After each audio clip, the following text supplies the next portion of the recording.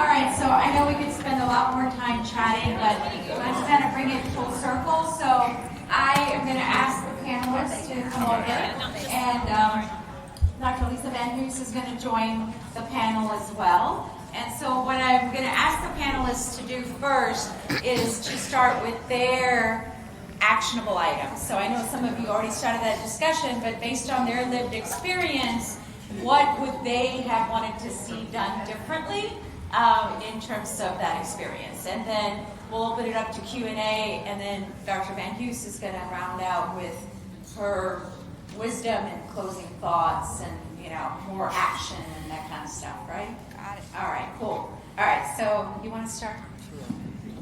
And hold it a little bit more. Okay. Yeah, that's better. All right. So actual things. Well, one thing that I tried at my school is we had after I told the program director and some of the professors what was going on, we had a diversity dinner seminar type of thing. So I basically started this dinner for our school, and every year we'll have a different topic. But since I was the president, I chose diversity as the first topic. It was kind of selfish of me, but I knew if I didn't do it now, then it would have never been done at my school. So I just went that route. Other things I think that just professors or friends or colleagues, anybody can do is just, like I said, ask. That's really a big thing, because they might feel a certain way, but they might not know how to say it or tell you. But when you ask, you kind of open the door for somebody to express themselves. And I don't know what in academia is going on specifically. I went to the talk earlier today about what programs are doing to try to fix the leaky pipeline. So hopefully in the future we get more diverse and inclusive in our profession. Before you go there, so I think One of the questions that I had was, so there's people that are afraid to ask because they don't want to say the wrong thing and offend. And actually, seriously, just coming out of the reception we just had, the Minority Affairs, one of my former colleagues, she and her husband were in that reception. They're Caucasian, and we were talking about this session, diversity, inclusion, very woke person, that's yeah. And she goes, well, I don't know how to go tell those women. And there was a group of black women with beautiful hair. She goes, they're just gorgeous. I just think they're gorgeous. And but if I go say that to them, they're gonna just look at me here's me, old white woman in my 70s, who are you and why are you talking to me that way, And she goes, I don't mean offense or anything. I would come up to you or someone else and say, oh, your hair looks gorgeous, you look gorgeous. But as a white female, she didn't feel comfortable saying that. And so, I don't know if you guys can address that a little bit, people that do want to ask but are afraid to say the wrong thing. What are some strategies or things that you would suggest if they were afraid to ask you, how to approach you? Well, first I would say I'd rather you ask me and be a little off on how you ask than not ask me at all. That would be first. I think if it's coming from a good place, even if how you ask is a little off, I don't think that's a big deal. The fact that you ask shows that you care, and I think that is a much bigger thing. In terms of strategies, honestly, I don't know if any of you guys have anything, but for me, if I know it's coming from a good place, I really don't. I'm not going to take offense to it, and I'll just say, well, maybe if they say something, that's a little off, I'll just say, well, maybe next time you can say it this way or say it that way. But that's not really, for me, a big deal, but I don't know for anybody else. Thank you. Well, just remember that we've heard a lot worse.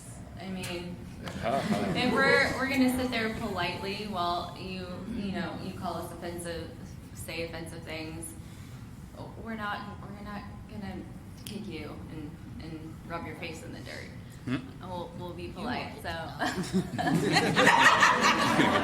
Erica will be when I say we, I mean me. I I won't. That's the Asian in you. Right? Or is it the Mexican? But I mean, like Kevin said, just ask. We'd rather you ask than just assume. We and me.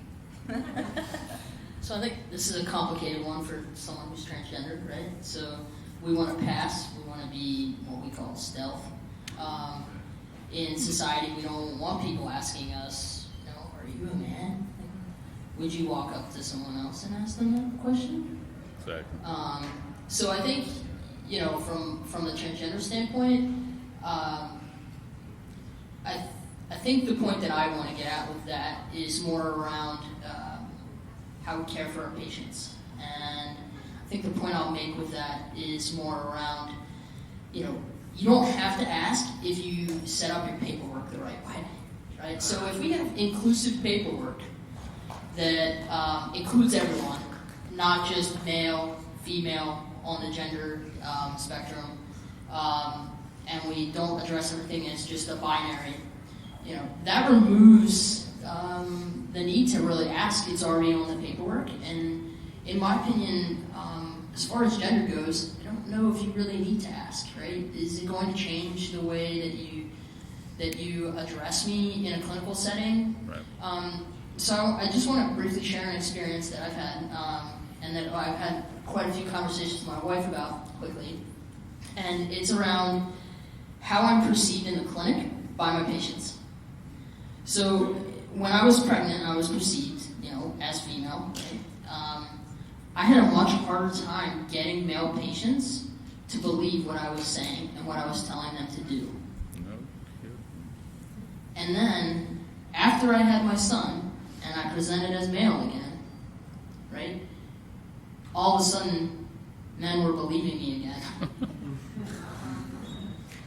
And in the same respect, right? So when I went by Crystal before I transitioned, and I appeared male, right? So when they see me, I look male, but they know I'm female because my name is Crystal, and I still have breasts at this point.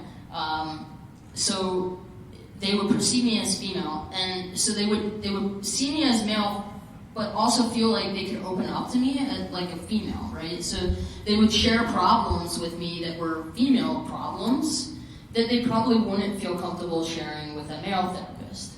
But they would believe me because I looked male when I responded to them, right?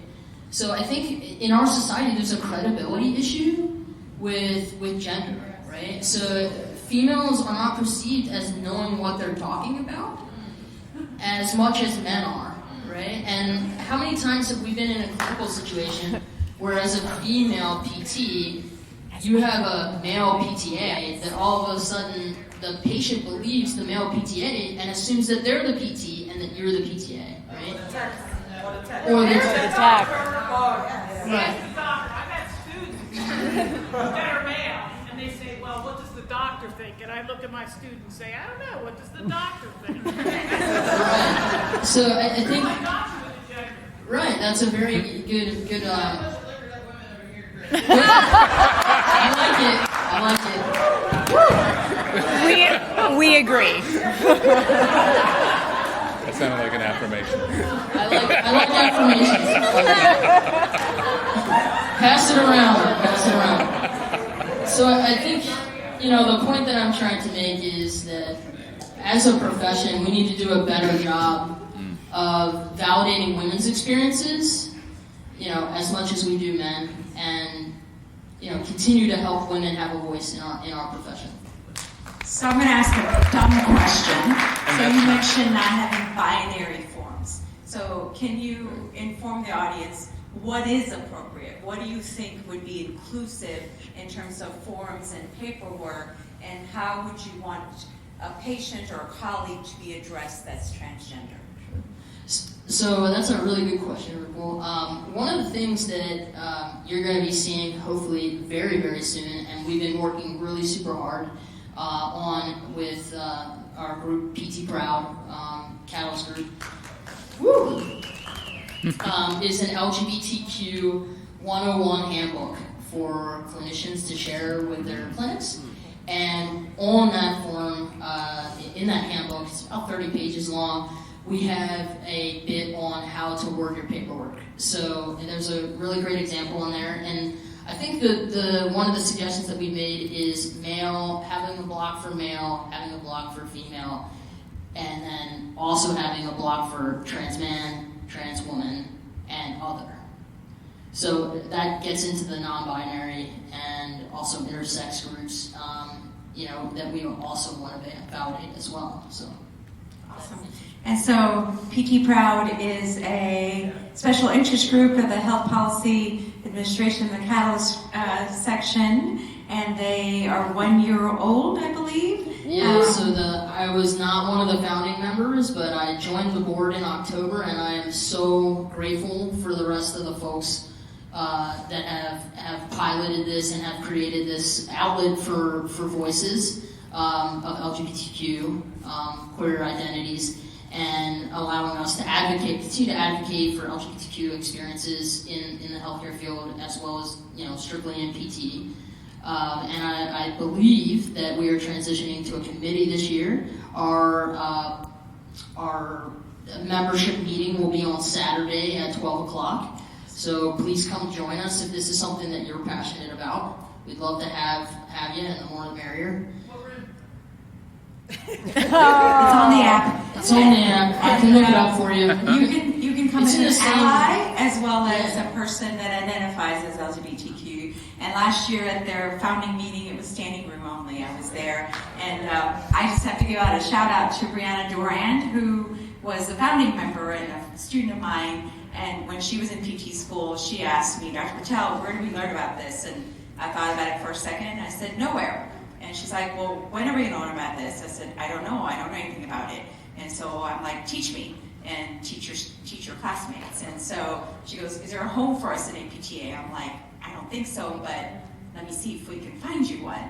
And that's how PT Proud got started, and they're an amazing group of advocates. And so, yeah, as allies, we can support them. And they wrote a piece for the resource, which is the newsletter.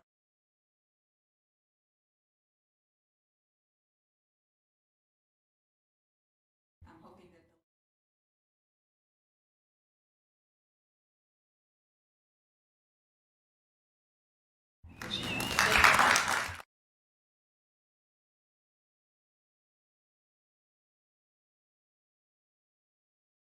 you. I'm a section president. and Dee Cornetta, section president for Home Health Section. Yes. I'm going to tell you this. I know you're loud enough already. So here's what I'm going to say. I have a president's meeting tomorrow at 8 to 10, and I have heard at the component leadership meeting about how important diversity and inclusion is at the kickoff on Wednesday from 8 to 1 o'clock when they tie us up. So my question is, I have no problem being disruptive. I have no problem. I need to know what, at this meeting, this is CSM combined sections, HPA, Ira will be there, okay, all the other presidents will be there, what I need to take to this board to say that we are interested in having as section presidents, because this room may be at the benefit of, wait a minute, hang on, Jerry. This room may be at the benefit of the home health section, gratis of all the work that Sean Haney does. But the fact that you guys get up there and say that, I am willing to step up, and I know Sharon Dunn well enough to know that she knows that I'm going to speak out. What is it that you need me to take? Because we're on board. The home health section will be on board. We treat these patients in the home. We need to understand this. My day job, we make recommendations to EMRs.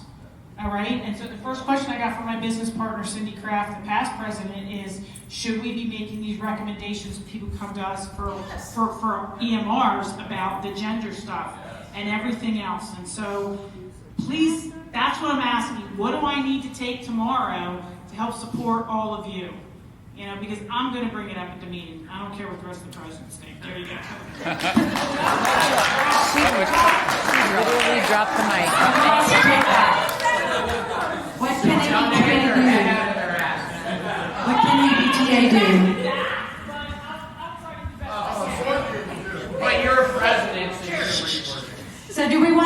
answer that, Sean? What can APTA do to I would like to. make their experience? Put it on the table. They put inclusion and diversity out as something they're really committed to. So I want to say, what does that commitment mean?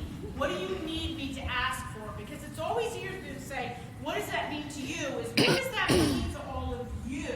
And I will take that agenda tomorrow. They need to include diversity. Every time they have a discussion about anything else, they need to talk about culture. And they need to talk about differences between people and how that matters. Yes. And the commonalities and how that matters. Every time. All right? It's not something that can be, oh, we're going to talk about this now and then we're going to go somewhere else and talk about something else. It needs to be on the table every time. Right? And if it's not, then we're not there. Right? And so yeah, every conversation, if you're talking about, how are we going to advocate for whatever's on the table, I think then we need to go one more step.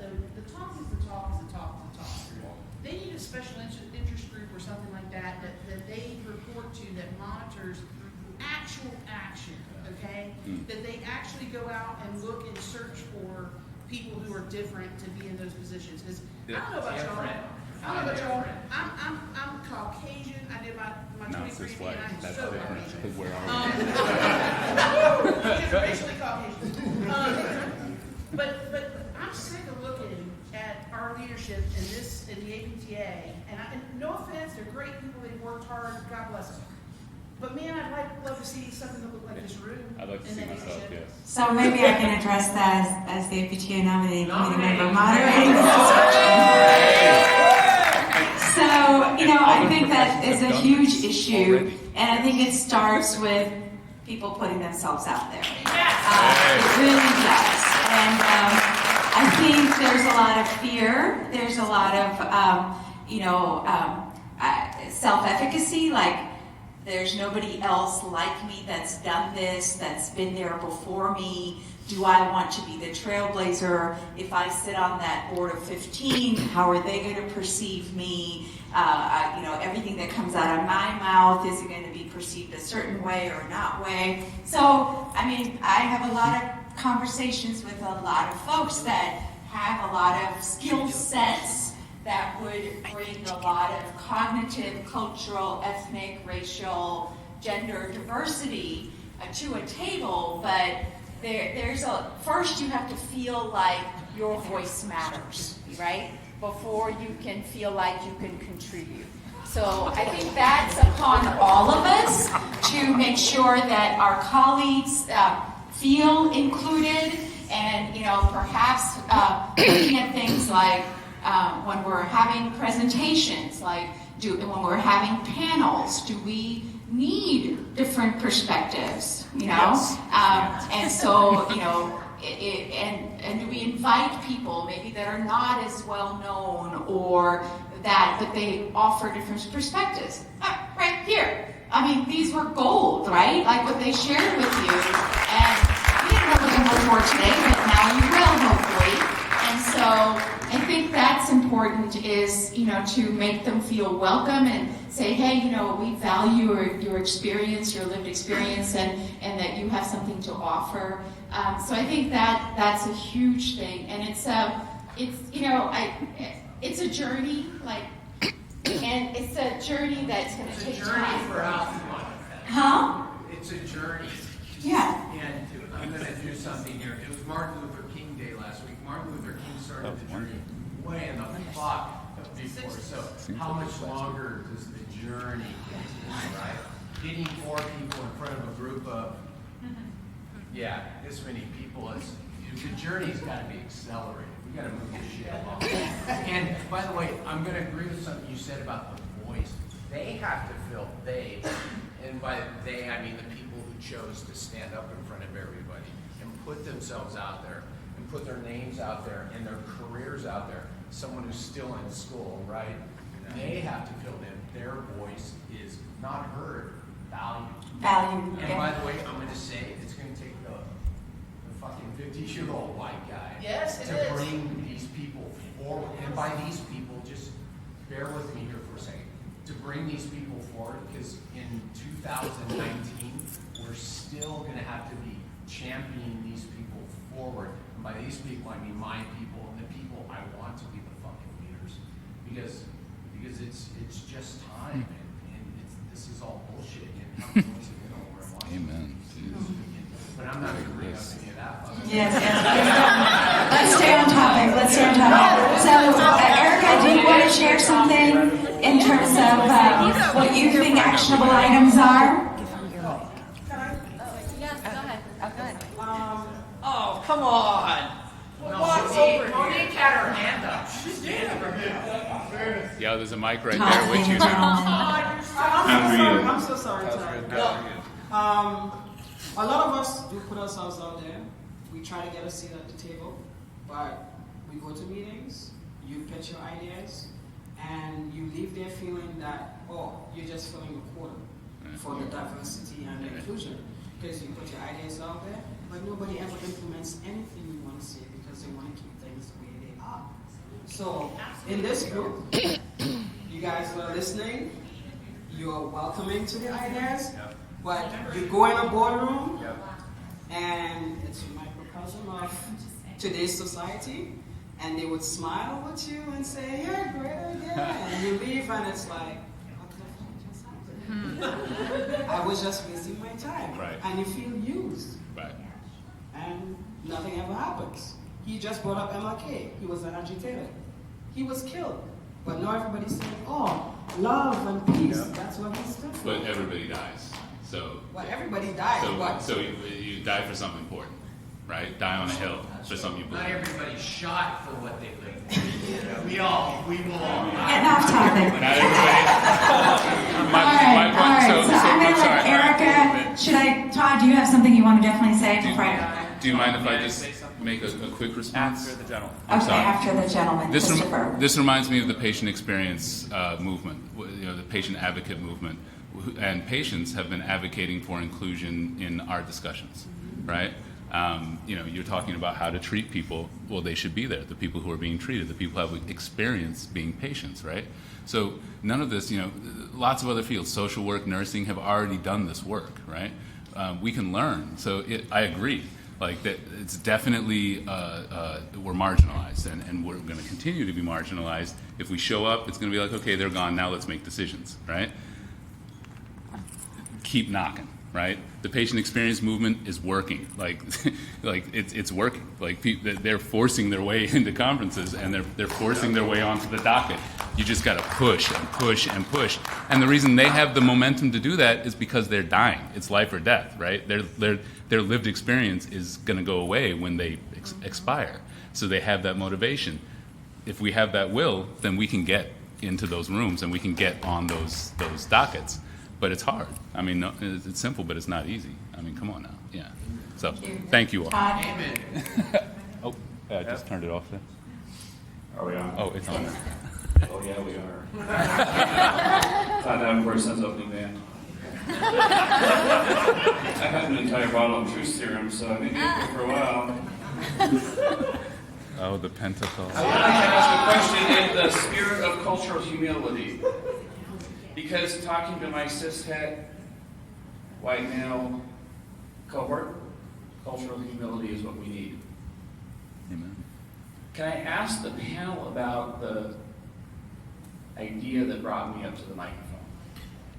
Which is, you came here today to share your experiences. Can you comment on the burden, the labor burden, the emotional burden of being a representative of the groups that you're purported to represent and the intersections that you're purported to represent, and to talk about the idea of allies? Erica, you want to take that? That was a good question. Please. That's a great question. Yes.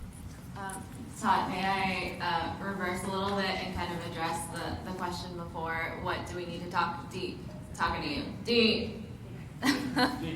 What do we need to do with the APTA? And it's fine. Todd, I'll get to you in a second. Sorry, I'm getting there. Cheers. But how do we all get here? We had to go to PT school at some point, right? not all PT schools do interviews. So has anyone ever asked somebody applying to PT school, a prospective PT student, what is your experience and thoughts about diversity and inclusion? Or do we just ask them about their community service and, you know, any other questions that are also valid and important? But do we ever ask about diversity and inclusion? Does anyone know? I wasn't asked about it. Nobody. I'm pretty sure this podcast, Karen Lindsay's podcast, is going to be the first glimpse into my experience with diversity and inclusion, and I graduated already. So I have a question. Trying to work within the system, and I'm not trying to jump you, Sherry, even though Sherry is my wife. I'm not trying to jump that. If I there's not cross purposes, but there's. Well, I jumped in front of her because she's waiting to ask me, and I'll hear about it later. But she's waiting to ask me a question. So my issue is, I go before the board tomorrow. This is council level, is it not? Jerry, Todd, everybody, is this not a council level activity that gets support? Because I don't want to hear, well, we have a diversity initiative. Initiative, I don't know what the hell that means. That means we pay attention to it, but nobody knows it has no measurement. It has nothing, right? Are you with me? So do I ask, listen, if CSM isn't the time for section presidents to stand up and say, bitch, we make some money for the association, there is no time to say it. So do we need a diversity council like health and wellness, like, what are the other damn councils? In rehab science technology, yeah. The council, yeah, health promotion. I love Jessica and Eva and everything. That's it. There's council status. Do we need to get actual, beyond this, initiatives? We're paying attention to it. We have a meeting once a year on the diversity initiative. Do we need to get a council? I need a straight ask. Because I'm not about, any monkey can identify a problem. This association has a problem.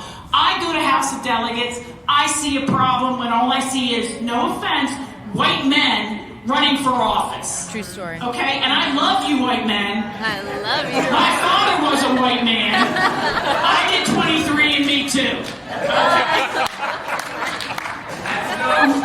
I see that we have two candidates for national office that walked in the room just a while ago that are not white men.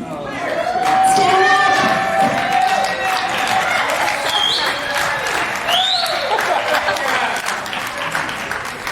So change is happening, Dee. It is. It's not, it's all good. So I do want to say that when 2 years ago the House of Delegates passed a motion in terms of diversity, equity, inclusion being an important thing, they created a staff work group, and several of us, Aaron being one, Dr. Van Hughes, myself, and Kai being another one, were on that work group. And so they've been working longer than I've been on the work group, but we came up with recommendations that went to the APTA Board of Directors, and I believe some of those will come before the House as motions for policy or charges this time. And so that is coming, and all of you as members of the APTA, whether you're a delegate or not, you can read stuff on the hub, you can contact your delegates for your components and give your input.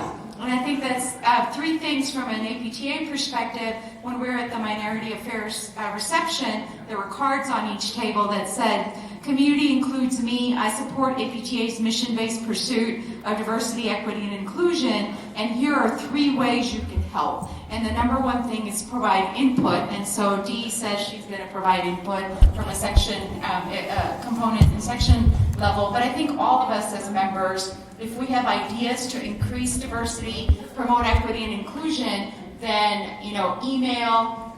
There's actually now a email address, DEI@apta.org. We've never had that. Okay? So, yeah, whatever ideas you have, bring it, email them, because I think that input is something the association is looking for. And I think the second thing it says is make new connections.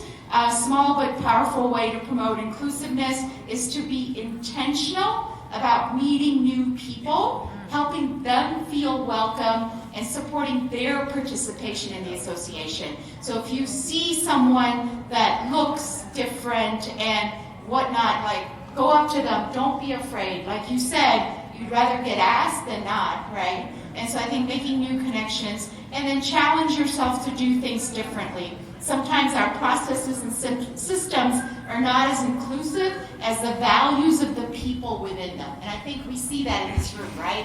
Our values are definitely different than the inclusiveness. One more time on the email address. DEI@apta.org. So DEI stands for Diversity, Equity, and Inclusion. So changing how we create, promote, and cultivate opportunities may help eliminate unintended systemic biases. So that's kind of what is the start of the whole DEI initiative. More things are to come from an association level. I'm going to turn it over to Dr. Van Hughes to kind of give us her input, ideas, wisdom, all that stuff. Jenna, you have something? Of course I know your name. You're like a powerhouse.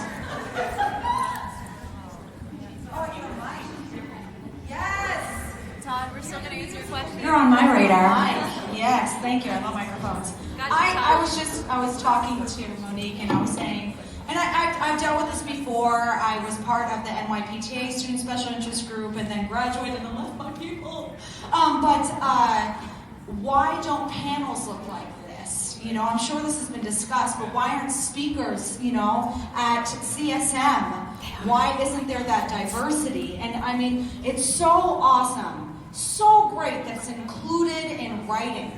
But it's really, and as we know, what's so great is we have people on nominating committees with this power. Instead of bringing in people that we're nominating that are like including familiar and unfamiliar, why don't we only include unfamiliar people that we're nominating? Because I get the idea that we want to know that we trust the people coming in, but if we want to actually fast track the change, I think we're going to have to go fully unfamiliar to really get in that diversity and that fast track change that we need. Because look at these amazing people up here. I mean, honestly, I don't know most of, well, I know you, Lisa. I mean, you're mine. I love you so much. But I mean, I only met her at one other conference, and honestly, I could see all of you guys leading, even before you would tell me any of your credentials. So just from this one night. So, I mean, when we're talking about this, you know, president here, her coming to her next meeting and speaking upon, wow, my brain just farted. But having her going and speaking up, I mean, what about the people who are planning?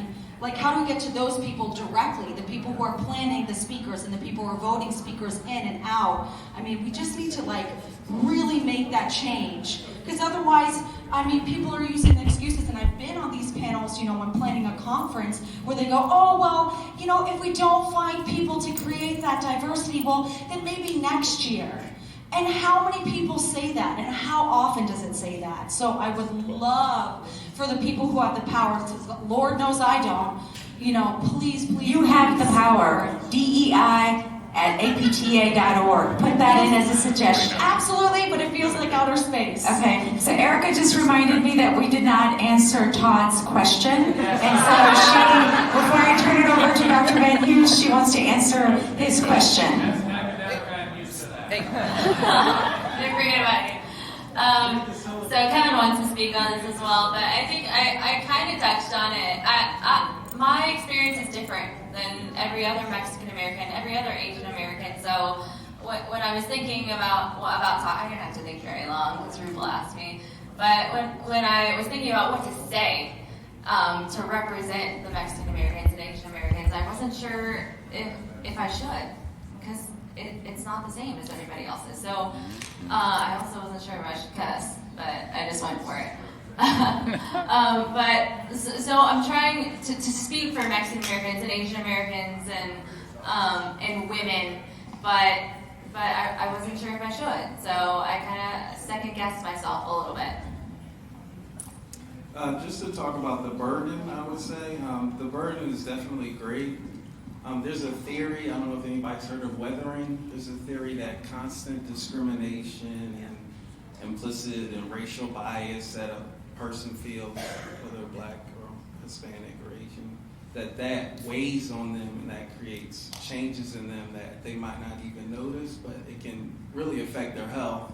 And I would say for me, going through PT school, that is definitely something that happened to me, just the constant one thing after another thing after another thing, and I don't feel like I can go to anybody, and all that kind of, in a way, changed who I was and how I presented myself when I would walk around in class. I felt like every day in class I wasn't supposed to be there. I don't know if any of you read the article that Sean posted. I wrote it, but I wanted to make it anonymous. So I was a little nervous. Oh, nice work, anonymous.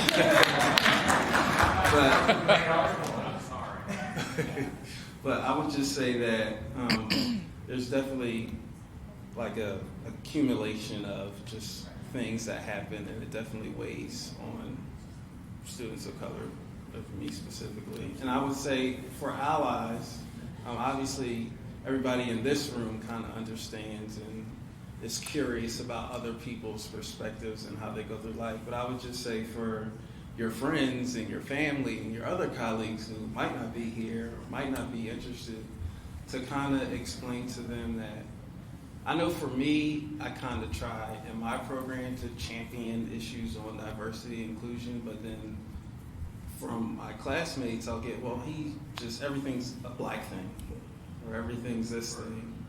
And it's not that everything's a black thing, but when you're the only black thing in the room, you might think about it more often. Just say to them, try to to your family, friends, and colleagues that just because I want to increase diversity, increase African American men and women in a PT program doesn't mean I don't want you or people who look like you to be in the PT program. I just want to see more people like me represented also.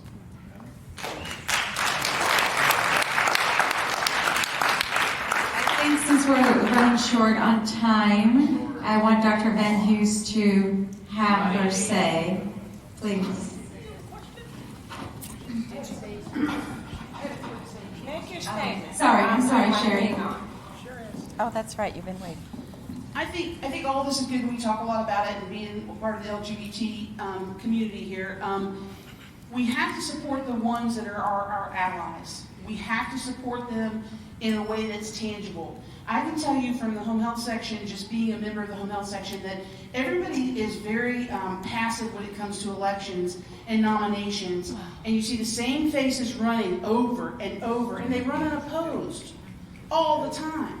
So when we see two diverse candidates right there, you guys, every single person in this room should go and meet them today, blog about them, tweet about them, and make sure that we support them in a way that's real. Because if we don't support them, I'm going to tell you right now that everybody's just going to go vanilla. They're going to say, oh, I know that person. They used to be the secretary. They used to be on the board. They used to be this. They've been around for 20 years. Let's vote them in again. But we have to support them in a real way. I know for a fact, and it happened again today, there are so many members in that higher echelon in APTA that are LGBT. Did you know that? Hey, come on now. Did you know that? Are they open and proud, and do they push our agenda? No. They play the game, and they ride that radar. And I had a conversation with one of them today who I happen to know very well. And he came up to me last year and said, I'm so proud of you for how out and proud you are. And I said, why aren't you? Is your suit too pretty? It's a man. I'll tell you that, I give it away. But it's like, dude, it's time. And I had that conversation today. It is time. Stop hiding. Yeah. And if they're going to continue to hide, you got my vote. Not only do you have my vote, you've got my social media platform. I don't know either one of y'all, but I'm going to get to know you. And if we have some agreements, I'm going to use my power of the pulpit of my social media platform, and I will support you. Okay? And I'll be loud and proud about it. What about everybody else? So run Don't let another unopposed, same middle of the road, singing the song, playing the tune. Don't let them keep winning, guys. Don't do it. That's all I'm saying. Okay. Because it hurts our patients. Because it hurts our patients. At the end of the day. All right, so we're coming to the end. Right? And I'm going to be real honest with y'all. I'm going to say some things to you that are going to make you uncomfortable. Because I'm going to have to call bullshit on some of the things that some of y'all have said. Because I think it is very close to Martin Luther King's Day.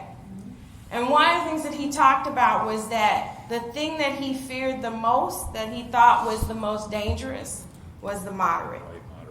Right? And nowadays it's not even just white moderates. It's any moderate, right? Because if you do not take a stand, then you stand for nothing. Right? Now what I am saying by that though is I am a Brene Brown enthusiast. Right? I do not believe in shaming or guilting anyone because I don't know your life journey. I don't know where you are at in your story, so it is not my place to tell you what to do. But it is my place to say, okay, are you my friend or my foe? And you get the right to say your truth. But I'm not going to shame you for where you are at in your place. Because just like some people may not be ready to come out, we got some biracial, multiracial, light-skinned people who acting like they not black, right? We got some white people who, when they done their 23andMe and they know that they black. We don't want to talk about that Africa is the birthplace of all humanity, right? So there are so many things that we are playing games with. And we will sit in this room with each other and say, we finna do this. And we will sing hallelujah spiritual hymns. And tomorrow when I see you, you will act like you don't know me. And I would point out some of you right now that I spoke to you on the street. And because you didn't know who I was, you didn't give me the time of day. So if that is who you are, that's where I need you to start. I need you to start with your self-work. The rest of it, I will align with my allies and we'll work on what can be done today. But if you shucking and driving, halfway doing the shit, faking, lying in my face, I don't need that right now. So that's my biggest thing. So, because it's cute when we in this room together.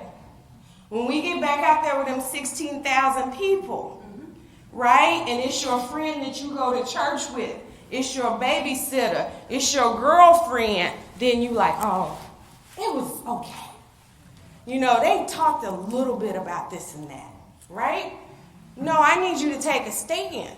If you truly don't take a stand, take a stand. So the other thing I'm going to talk about is this. I love y'all. Love you. Love you, love you. But we got to be honest. We are playing games. We are putting one minority group against the other. And it's got to stop. Right? So right now, to all my LGBTQI, I'm finna jack that up, right? Whatever, you know, because I'm all about, I don't care what the label is, you do you. Because that's between you and your God, your faith, whoever it is you serve, you do you. But you being LGBTQ, somebody said, oh, that's the new black. I'm like, what the fuck is that?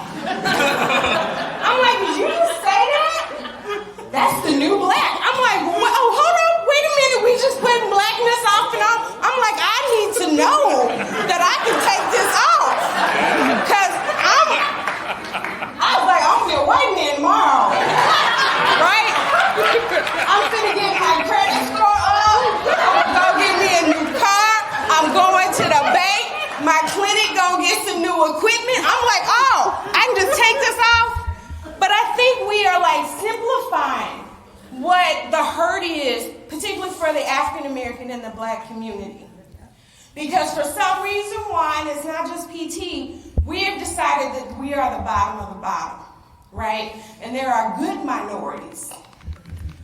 No, we all good. are better, and there are some days we are best.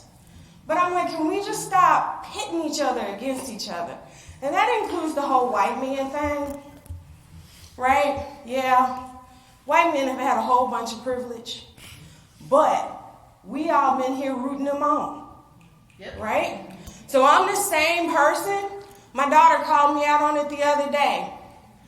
A white dude said something to me that a white chick said to me, and I checked the white chick. She like, why you check that white dude? Right?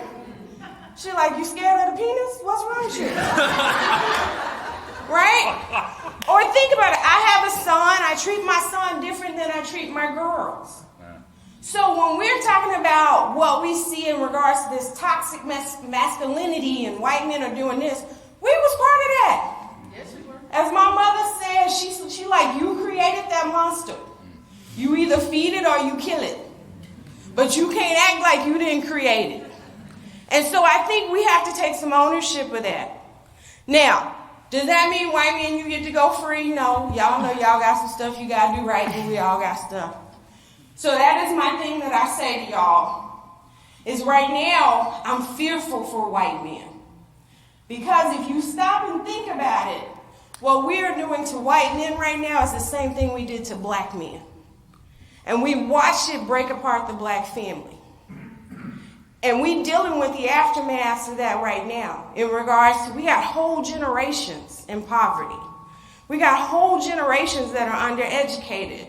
And so I tell you, the black delegation, those of us that are watching, we like, oh, y'all finna fuck some shit up. You can't break somebody down like that and then say, hey, let's get back together and fix this. You can't do that. You can't tear people apart. Now, can I sit and have a conversation with you and say we got to do better? We can do that. But I can't beat you up and then say, let's talk. Let's talk. We're going to have a drink. We're going to work this out. No, because I'm going to punch you in the face by then. You just can't do it. So I'm like, so I just want us to think about that in our conversations. I'm not saying don't be authentic, don't call out some of the structural violence, the racism in our society. That's not what I'm saying. But I'm saying we have to be kind to each other if we're truly going to fix this. Because you are connected to me. You connected to me. Even though it's my grandma that was the beginning. But you connected to me, right? But we so busy fighting and blaming and shifting and wanting the victim. No, we got to stop that. Because right now we are at a time where we've got to take the house. If you truly want to make change in this organization, I don't care who goes on that slate. Like them right there, they're two good people. Those are two really, really good humans. And it's not because they're people of color. They're just good humans. If you sit and you talk to them, Kai is like overseas trying to bring physical therapy to other countries, right? Aaron has had to deal with the fact that he has denied a side of himself so that he can get to this place so now he can help others. I mean, these are good people. So we're not voting for them just because they're diverse people. We're voting for them because they are people of resilience and grit, right? But we got to take the house. Because really, truthfully, it's no different than our government. Right? So you can sit in this room, we can shout, we can march. You know, I'm all good for a good protest. Right? Protest the pancakes. I'm like, let's protest, go get some pancakes. Okay? But I'm like, ultimately, we have to be in a place of power. Which means that there are some of you sitting in the room when Dr. Patel taps you on the shoulder and says, we need you to serve, don't be like, I already gave. You got to step up. You got to step up.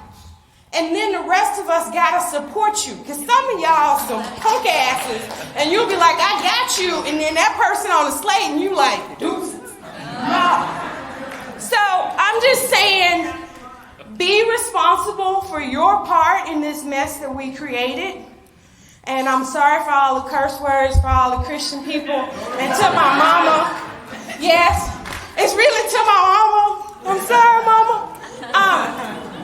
And then the last thing I'm going to say before I'm done is you never know someone's story. Amen. That's the thing. Amen. So, somebody was asking, well, do you want us to ask? Yeah, don't make up shit about me. I got enough lies already out there. So just ask me, right? And so my job as trying to be a better human is to say, let me seek to understand you. So if you ask me something crazy, I don't know why I'm picking on you, but I like your orange scarf. Right? So you ask me something crazy, my job is to not be like, oh, what's wrong with you? My job is to be like, oh, can you explain that a little bit more to me? Help me understand what your question was. So all you can control is yourself. That's all you can control is yourself. So, is there anything else you want me to say? Oh my goodness. Unplugged. Ladies and gentlemen, unplugged, uncensored, raw. That's what we're all about here at CSM After Dark. All right, so it is past 11, and we can continue this conversation informally with lots of other things. That bottle is empty, but I guess I will leave with, I'm a daughter of the Mahatma, yes, and being Indian American, so all of us, we need to be the change we want to see in this world, yes. And it starts with us. So do your part wherever you are, and thank you all very much for